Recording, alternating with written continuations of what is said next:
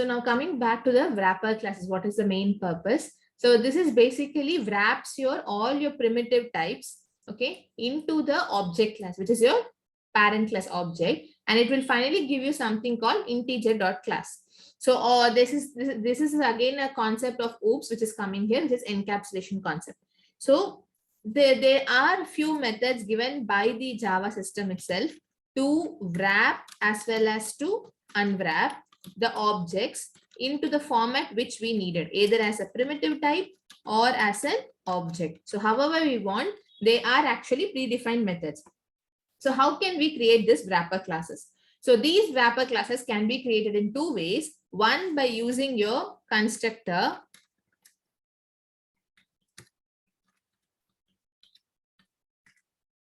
and the second way is by using your static factory methods. So don't get confused with the factory key. You'll be understanding that once you learn about your design patterns. But right now, the static factory methods is nothing but your static method. So you don't need to have an object created for it. So that will be taken care by the system. So right now, just understand as of that. Once you learn about your design patterns, once you cover up your inheritance completely, you will be learning about singleton and the factory pattern. Then you will be understanding what we are doing behind the wrapper classes concept. So here, for every relevant primitive type, you have the relevant object class. So if I'm typing my integer class, so I have the relevant integer class, which is again coming from java.lang. If I go again with long, which I have it as a primitive type, but now I have it as a under package Java lang as a class called long. And then if I want short, again I have short class, which is again available under lang package. So basically you have that 8 data types, right? Except your string, which is by default class. Apart from that, all your primitive types ranging from int, float, double, long, short, everything, even for byte, you have the respective classes provided by the Java. Okay, so what this is going to do for us? So let's create a normal object as you do it for your object creation. Okay, I have an integer here. If you see now, this is giving me an error. Why? This is integer is a overloaded method. If you see,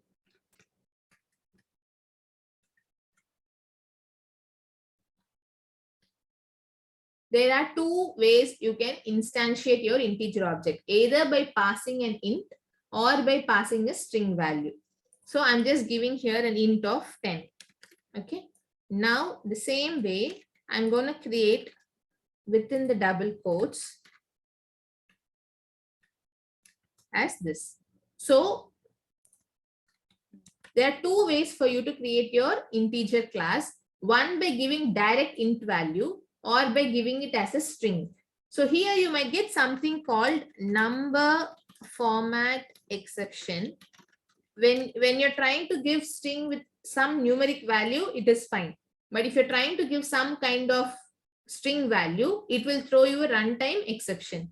So let's say I dot.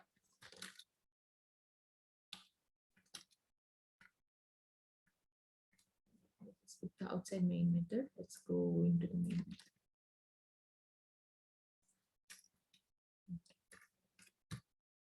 So if you see here, again, you have something called int value, you have called long value, short value, because these all fall into the numerical hierarchy. And you also have double value, byte value, and you have something called toString. So what this toString comes from, what is this actually? So there is also toString in your object class. Okay, so there is also a method with toString stack. So basic explanation for your toString is something which is not understandable format can be converted into a human readable format. For that purpose, we always go with toString. So for example, whenever I'm printing here hash code, what happened? I was getting some memory address. So if I just print object, just print this object. Okay, I'm not doing anything. I'm just printing the object by removing the hello, and let me run it again. So this time what happened, it was printing with my package, the respective class at the rate with some value which is not understandable as a human. So what I'm going to do is, again, I'm going to override my toString method from my object class. So let's say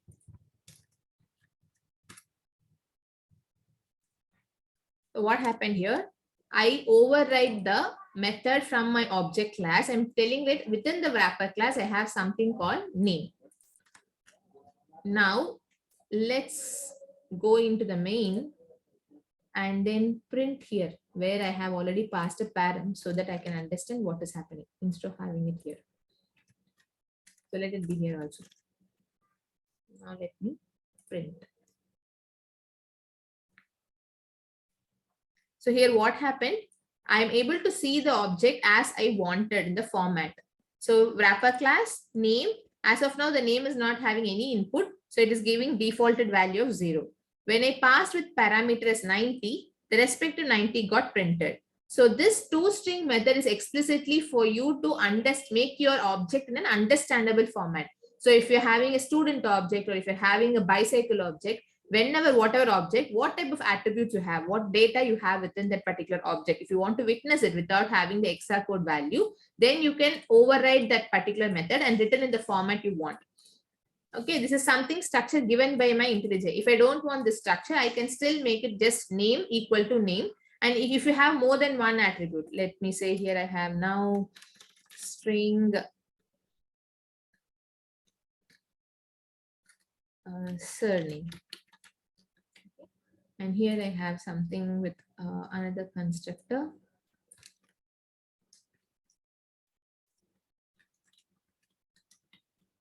Surname. I have this dot surname equal to surname. And let me create one object quickly.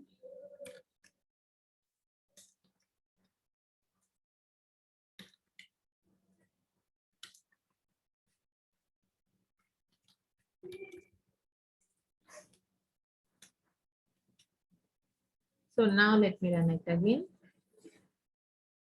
Since I haven't overridden my particular object, I still see wrapper class 90. If I need to override, I can just have the respective value here.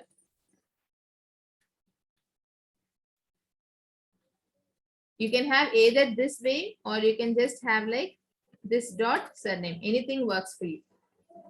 And now if I execute, for the third constructor, I should be able to see the reference value which I have passed on the object creation. So this helps you to identify what type of object we have given. So we have something third-party libraries, like instead of having in our own way to write it, we have third-party libraries from Apache or Common Lang, which are all again from the Apache hierarchy, where you can actually print your in the format which you wanted to print it. And the style lining, however you want, you can actually indent as you want it. So basically toString is like, instead of having it in the object format, you're going to convert it into a string format which is human readable, and that is the reason we override them. Then now the second reason, here whenever I'm coming to the wrapper classes back, so here I have given the input as normal primitive value, and here I have given a value in the format of string. Now let me say I dot int value. So I'm getting only int value from here, which is returning me a type of called integer. Okay. So if you see the return type, this is int. Int is the return type. If I give toString, it returns me a string class. So there are two ways you can do. Let me first go with this and assign this int x equal to int dot value. There's also one more thing. Instead of creating from my reference, from my class level, I have a static method,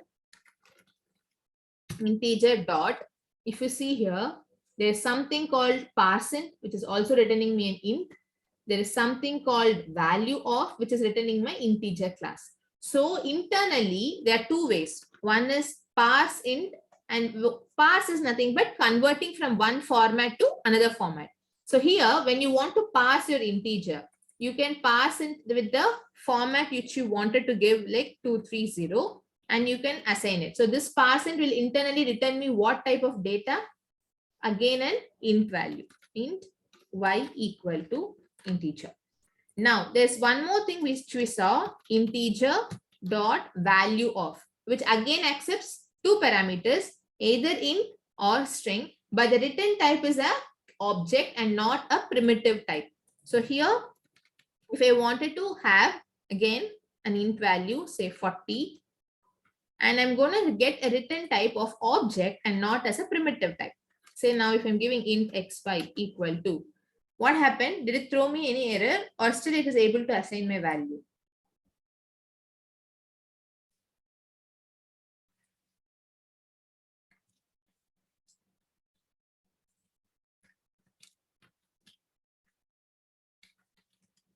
So whenever you're trying to return a value of, what happened? There is a term called auto boxing or just boxing. Another one is unboxing. So if you are actually passing the relevant data type, if you're passing an integer from the object class and you're trying to convert to the relevant small value primitive, that is possible. And even if you wanted to convert it directly to your superclass integer, that is also possible. Now, if I do like this, I dot int value, and I'm assigning to integer xyz, this is also possible because these are directly compatible, because this is also int value, this is also integer, both have a compatibility with each other. So you can actually use them in any way you want, since they both form into the same numerical family. But what if I give like this, integer dot value of, I'm going with my string right now, so here I give 567, and now this again returns me what type? Integer object. So now here if I give int c equal to, will it accept or not? We'll see that by printing these values.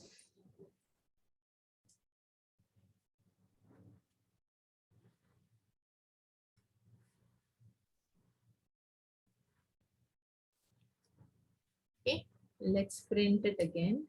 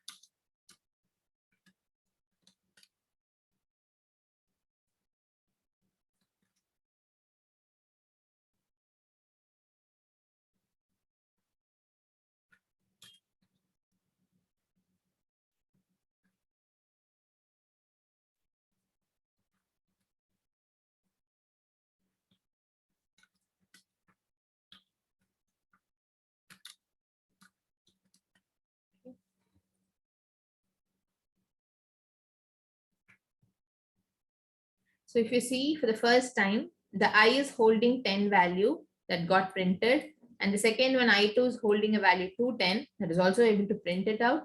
And we are trying X as the one where we are trying only the int value, which is giving primitive value, that is also possible. And the second way, you're again returning the print value by converting your string format instead of not giving a int value, and that is also possible, and you're getting the relevant value. Now here, the same thing, int of value, you're returning the same, instead of parse int, we're using some other method, which is again given by the method called a static method, which can accept by giving you a primitive value or by returning an object. So which is again possible here, and you're getting the relevant input values. Now again here, you can either retrieve through a primitive or you can retrieve as an object, and you're getting it. So why do we need this kind of a conversion between primitive and a non-primitive, which is your object class? Why are we dependent on this thing is, basically when you go to a concept called generics, this will work only on the objects and not on the primitive types. First thing. So whenever you wanted to write a single method, say add, and here in within add, instead of giving let me have it like this.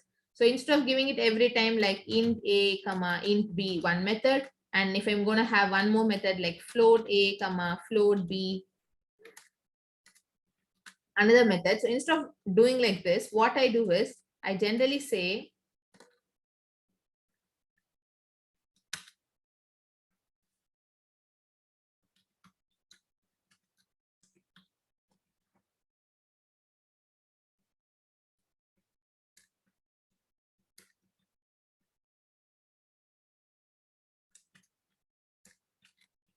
so I don't want to give any specific data type here.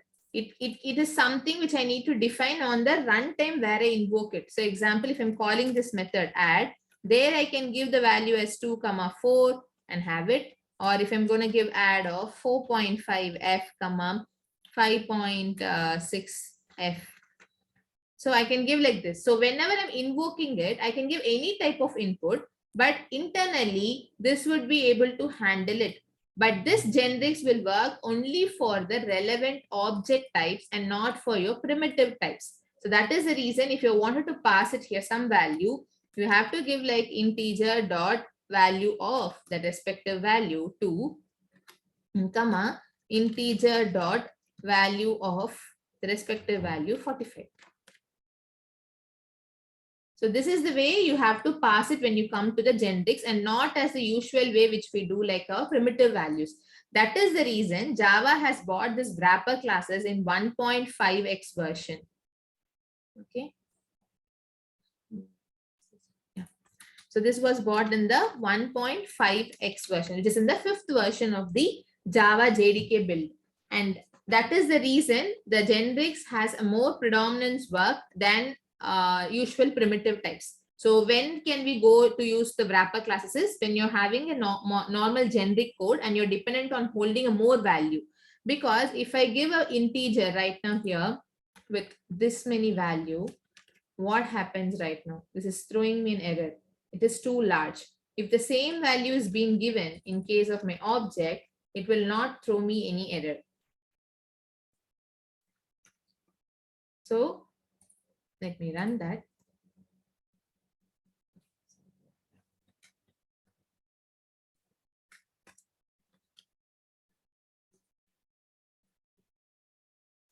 So will my code execute now without any exceptions or will it have any error? What happened here? Why did my integer didn't get printed here? Anyone can say?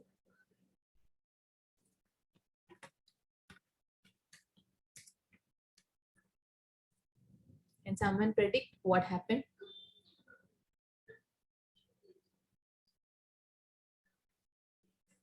So what is the exception you got here?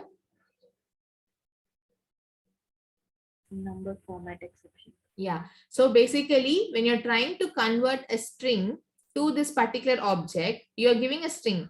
And here, post converting, what you're trying to retrieve here in the int value, you're getting int x, right? So let me print my sys out here.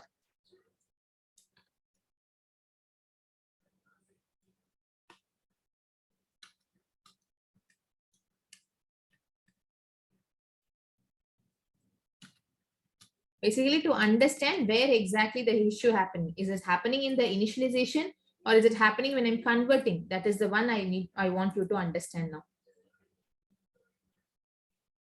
So if you see here, this particular new integer I and I2 didn't get printed here itself because on assigning itself, it's not able to convert that this is a particular string input, but it is being considered as an integer. So this number format exception is something we need to handle it. So this is kind of, let me come to the exception little later.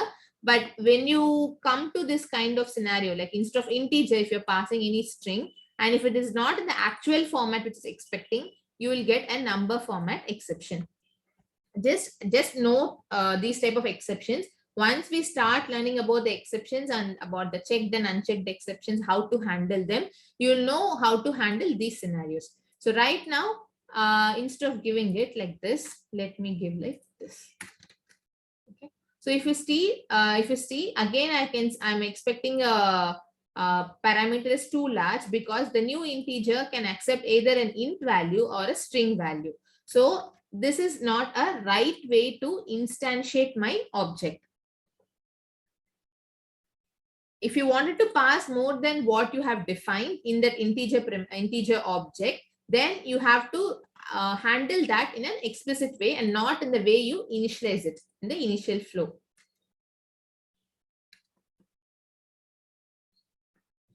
Got this concept? Means we'll see the number format exception and by how to create a huge value in the integer, because internally that will have also a memory defined for the integer particular class. And if you go into this integer class, so this is similar to your actual int primitive type. Only thing is you're wrapping up under an object and you're using it as an integer object class or integer class. Apart from that, the behavior, everything, and the usage of this integer remains same. So, and here, if you wanted to know the maximum value you can hold for your integer as part of this particular class, you can see the minimum value and the maximum value. So, which is nothing but they are represented in the hexa format. Okay. And this is the reason you're not able to address what is the maximum value here.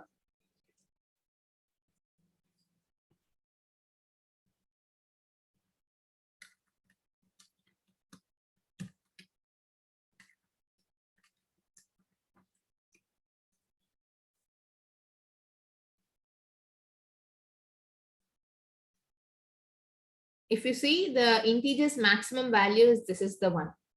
So earlier you saw it in the hexa format, whereas in integer you can only have these many positions. So 1, 2, 3, 4, 5, 6, 7, 8, 9, 10. Only this much value you can have it. If you are having more than that, the integer will not be able to accept that value. So that is the reason if you're trying to convert, instead of having an integer, you can have a long. And see what is the maximum value you can hold for a long value. If you see, this is the maximum value. So this is the reason when you're trying to create a new particular web application or any kind of database where your data entry can be incremented without your permission. Like for 1 year, you might have only 10,000 records. Maybe down the line for 2 years or 3 years, your application will be having more than n number of entries, right? In that case, if you go with integer, it will always end up at some point and it will throw you exception, which is like runtime exception. You cannot witness that unless you find there's an issue happening in integer, because for the values less than that 10 digits, it's possible to have a positive happy path. But before that, if you're trying to exceed the value, you will get a failure issue. So that is the reason whenever you're going to ID creation, right, in your flow, when you start creating web application, you should always go with long object and not as a long primitive. Now let's see the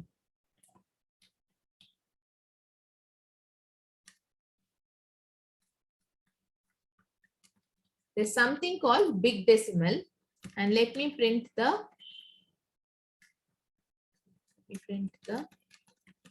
value of double as well now.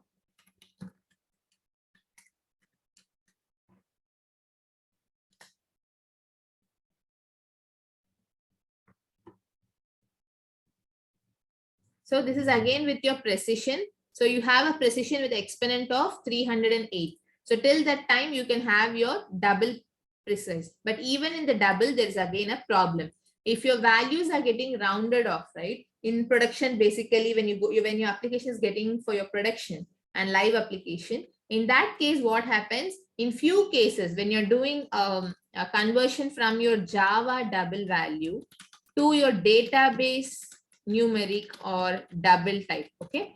So basically from your Java, you're storing it into your database, or from database, you're trying to retrieve a value to your Java. What happens? There might be a kind of conflict between these two systems, because Oracle or MySQL, any type of database will have a different data type and a different memory location and memory management, right? And in case of Java, it is completely different. So when you're trying to retrieve or place some value into the system, to some extent, it will be very equal. To some point, what happens in Oracle, if you're having some value like 9987666, it will round off to dot 99788. That's it. It will round off and store this value in Oracle. But in Java, we still have it as this particular symbol. So there might be a conflict in this particular scenario, and that is the reason we have something called ORM framework, which is your object relational mapping framework. That is, this is basically helpful when you're dealing with Java, which is a middleware application, to your database, which is your end, where you have all your data stored. So for that, we use something called ORM framework. So this actually helps you to maintain the object value as well as the relational mapping, which is happening in the database, the relational table. Both the ends will maintain a similar value. And this can be achieved through this ORM framework. So coming back to this instance, so did you understand why we need wrapper classes and when should we use wrapper classes till now?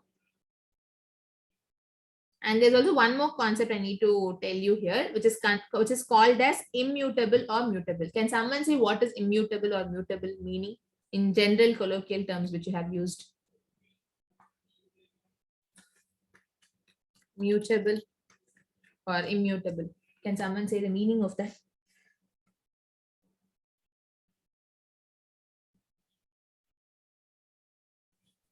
Mutable means it can change. Value can be changeable. Yeah. So mutable is the values can be changed.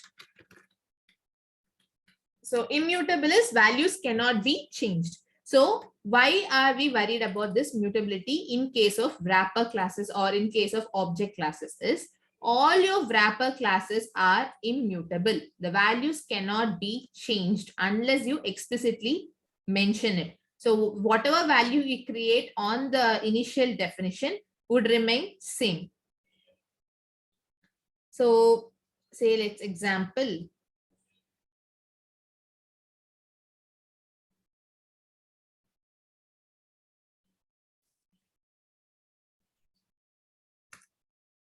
X equal to 30. And let me print again my X here.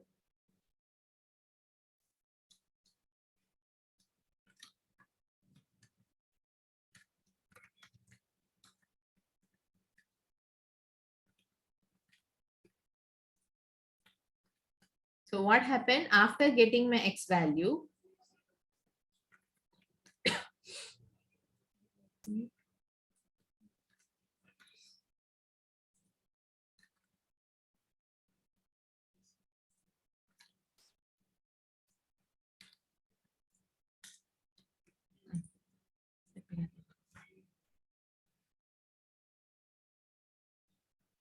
So what happened here?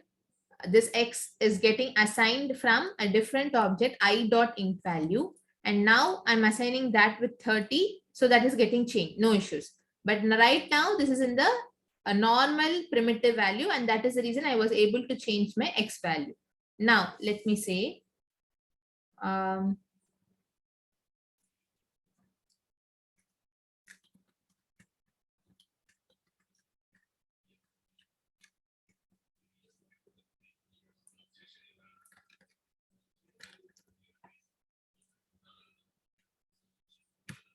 so like usually when you have some kind of hidden values, right? How do you set your data? Using your getters and setters, right? Now let me say my I equal to 30.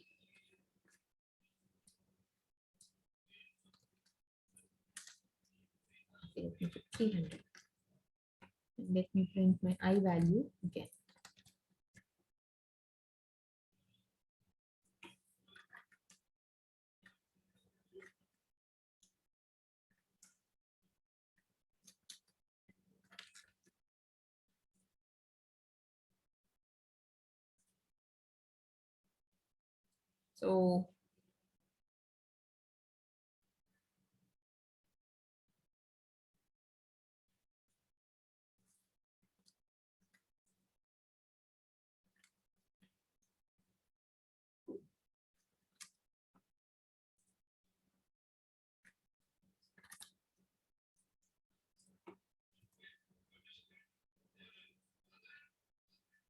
So what happened here?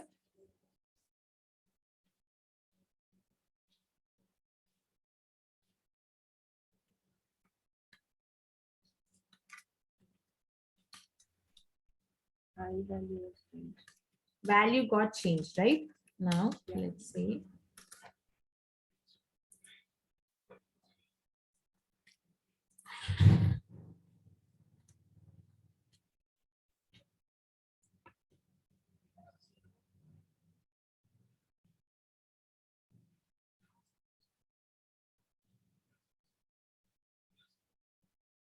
So is my memory still same or it is different?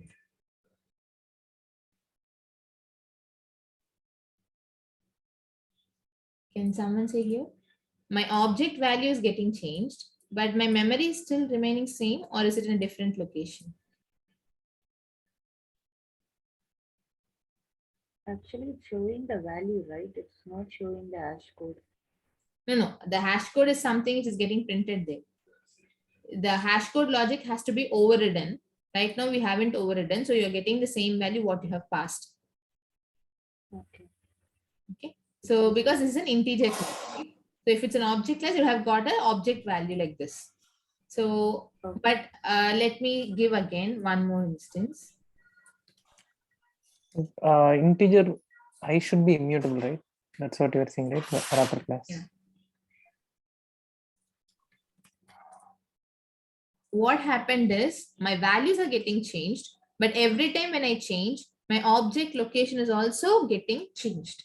In that case, for the same I value, my value is not getting changed. It's creating a copy and it's placing in some other memory location and updating my value with 300. Same way, it's creating another object with 500 memory location and it's updating my object with 500. So the object location is not same. It is getting copied in each location and it's updating the value, right? So the values are immutable. Internally, this is nothing, but you're not changing the same location in the memory address 10 itself. You're not going to change your X value. It's creating a copy in some other place and updating the value with 300. But internally, the reference is happening to the same location. That's it. But the location of your address is varying. Only the values are getting updated. Any questions here? Okay, let's try with string class. If it's integer is confusing, let's do with the same in case of string. So that should be helpful, right?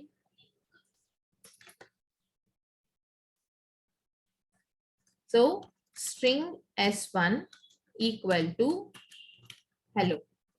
Okay. Now let's create string s2 is also hello. Let's have one more. String s3 equal to hello. And I'll have one more.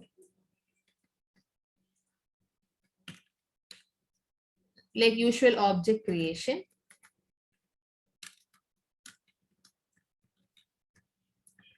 Here I have in caps. And let me have the same thing here. Now S1 and have the S1 hash code. And this is S2. I have the S2 hash code. S3. S3 hash code.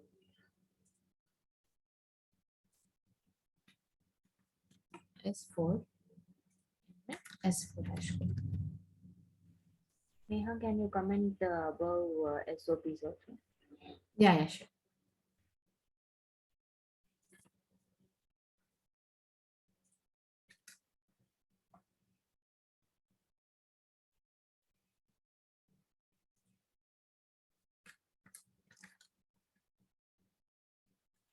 So now let's run this. If you see the object in your S1, which is created in the format of literal. So basically like how you assign your variables, right? Int x equal to some value. That was the format we have used here. So this was not an actual object creation. So we're using as a literal hello, and I'm using S2 also as a hello and S3 also as hello.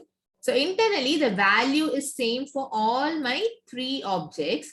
So what happened? My hash code is remaining same for the three places. In that case, your values are not immutable, they are mutable.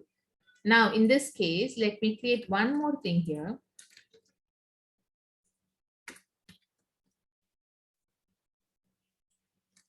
And let me print it now.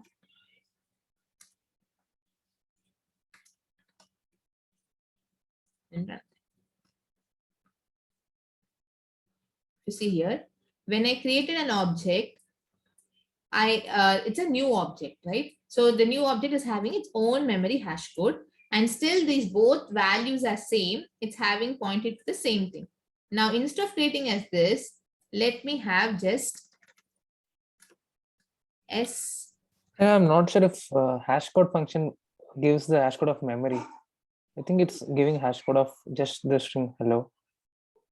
No. This is basically the hash code is something which tells you the address, okay, for your internal memory thing. But right now it's giving you an integer. We haven't overridden our own logic here. So basically this is considered to be a memory address for our reference to understand.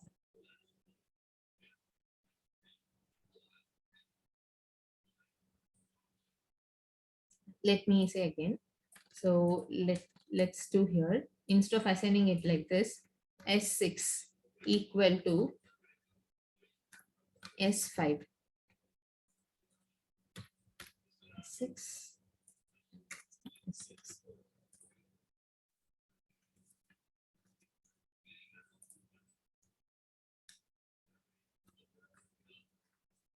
So can someone say the object location, like the objects which we created as part of your object way, as part of your literals, are internally having the same value, right? If suppose I'm creating the same hello here, should I need to get the same memory address or should I get a different memory address? So instead of literal, I'm creating through an object structure.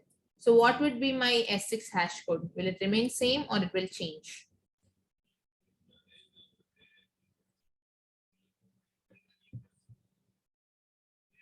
So what is the difference you observe here?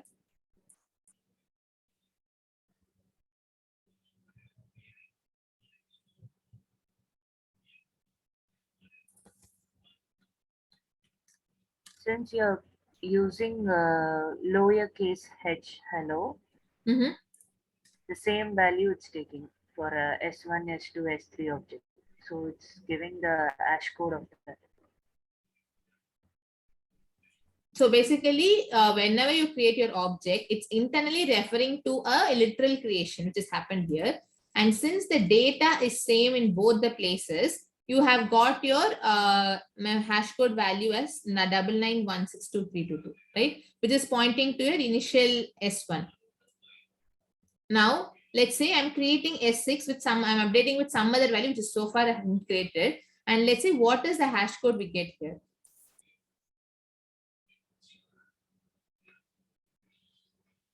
So what happened here? So since it's the same memory location, S6 is again an object which I created already. So that is having a memory of 991622.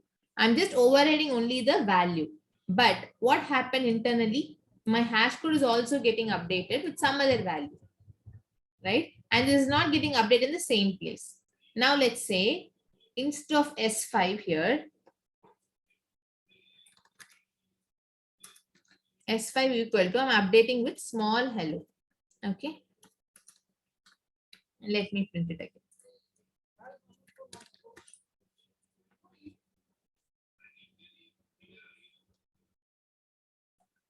So in this case, if you observe, initially my